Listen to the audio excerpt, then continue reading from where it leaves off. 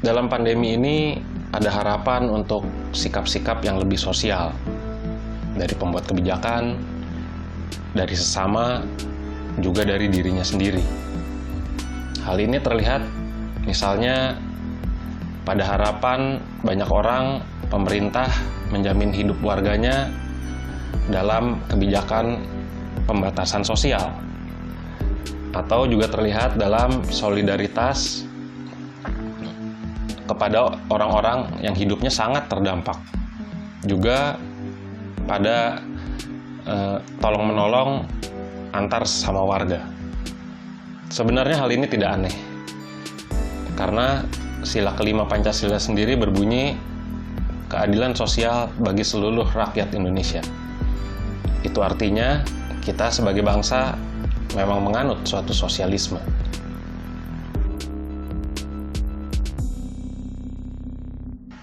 Persoalannya, sosialisme yang seperti apa?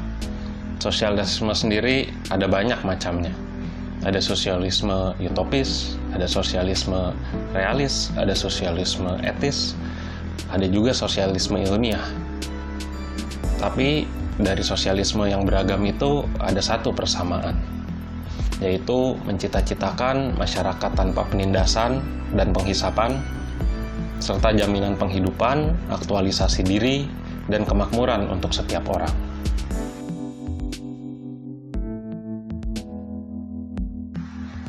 Muhammad Hatta yang bersama Soekarno memproklamasikan Indonesia adalah salah satu tokoh yang memikirkan sosialisme Indonesia. Pemikirannya itu ia tuangkan diantaranya dalam buku Persoalan Ekonomi Sosialis Indonesia. Sosialisme Indonesia menurut Hatta adalah sosialisme yang sudah berakar dan dapat tumbuh serta berkembang di Indonesia. Ia membedakan sosialisme Indonesia yang dipikirkannya dengan ragam lain sosialisme.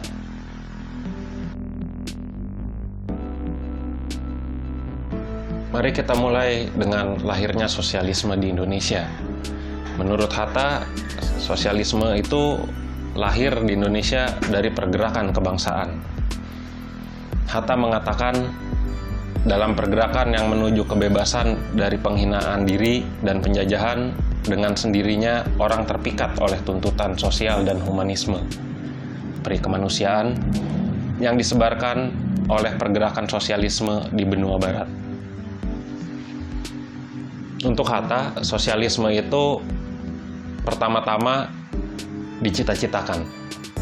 Tidak perlu oleh orang banyak, suatu kelas tertentu, tapi cukup oleh sekelompok kecil orang.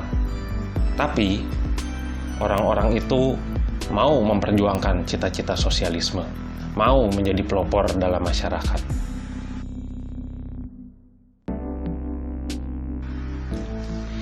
Menurut Hatta, ragam sosialisme yang sampai ke Indonesia itu adalah sosialisme demokratis.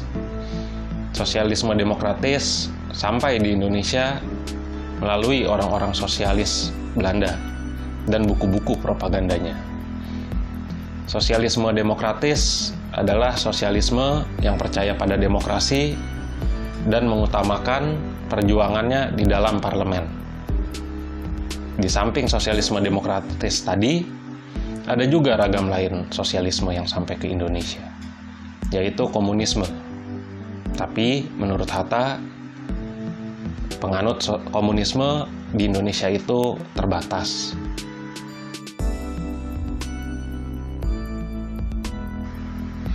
Di Indonesia, sosialisme yang datang dari Barat itu bertemu dan sesuai dengan Islam, agama mayoritas bangsa Indonesia. Beberapa ajaran Islam yang searah dengan sosialisme sebagai berikut. Islam mengajarkan persaudaraan umat manusia. Manusia diajarkan untuk saling menyayangi dan saling menolong dalam suasana persaudaraan. Islam melarang segala praktik yang menurunkan derajat manusia, termasuk penghisapan dan penindasan. Hal ini membuat Islam melawan kapitalisme yang menghisap dan menindas manusia. Islam mengajarkan dunia ini milik Allah. Manusia hanya mendiaminya untuk sementara dan berkewajiban memelihara serta meninggalkannya dalam keadaan yang lebih baik untuk generasi yang akan datang. Hal ini searah dengan sosialisme yang mengajarkan dunia ini bukan milik seseorang atau sekelompok orang.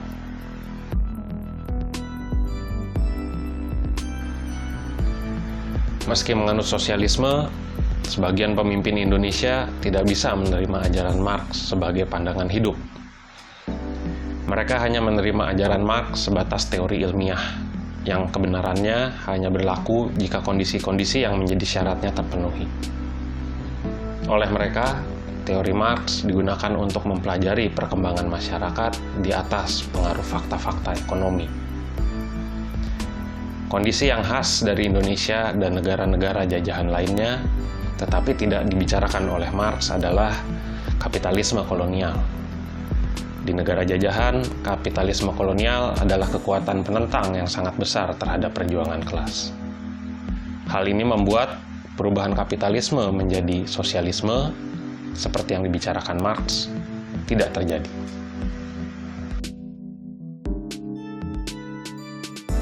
Karena tidak dapat menerima ajaran Marx sebagai pandangan hidup, sebagian pemimpin Indonesia mencari dasar sosialisme dari dalam masyarakat Indonesia sendiri.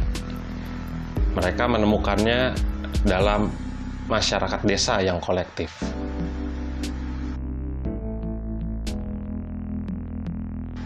Dasar kolektivisme masyarakat desa adalah kepemilikan tanahnya. Tanah adalah milik desa, bukan milik perorangan. Perorangan hanya memiliki hak pakai atas tanah. Hak pakai itu mencakup seseorang boleh menggunakan tanah yang kosong sebanyak yang dapat dikerjakannya untuk keperluan hidupnya dan keluarganya. Tanah yang dia pakai itu boleh dipakai selamanya, bahkan turun-temurun. Yang tidak boleh adalah menjual tanah itu, karena dia hanya memiliki hak pakai, bukan hak milik. Ketika orang itu sudah tidak menggunakan tanahnya lagi, tanah itu kembali ke desa, dan desa berhak memberikannya kepada orang yang mau menggarapnya atau membutuhkannya.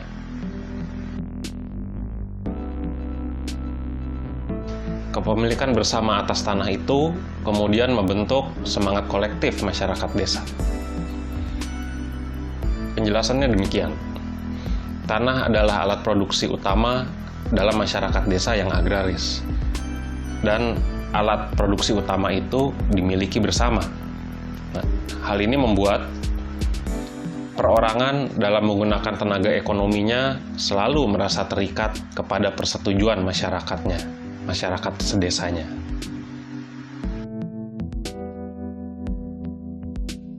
Semangat kolektif itu selanjutnya menyinari semua aspek kehidupan masyarakat desa.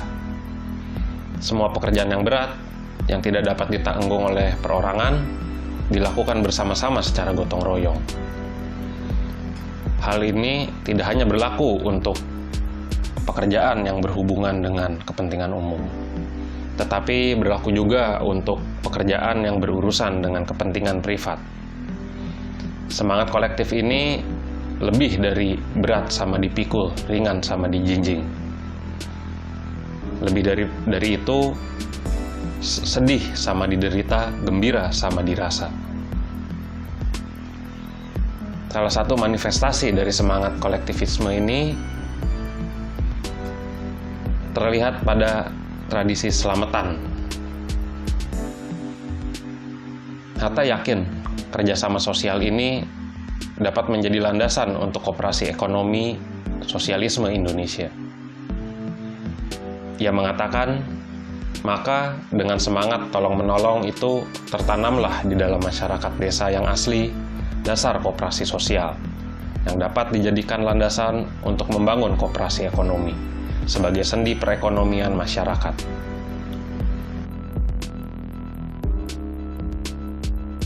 Bagaimana posisi individu dalam masyarakat Indonesia yang komunal seperti itu? Bagaimana pula posisinya dalam sosialisme Indonesia? Dan mengapa Hatta mewanti-wanti agar kita jangan sampai ke kapitalisme? Nantikan di video berikutnya.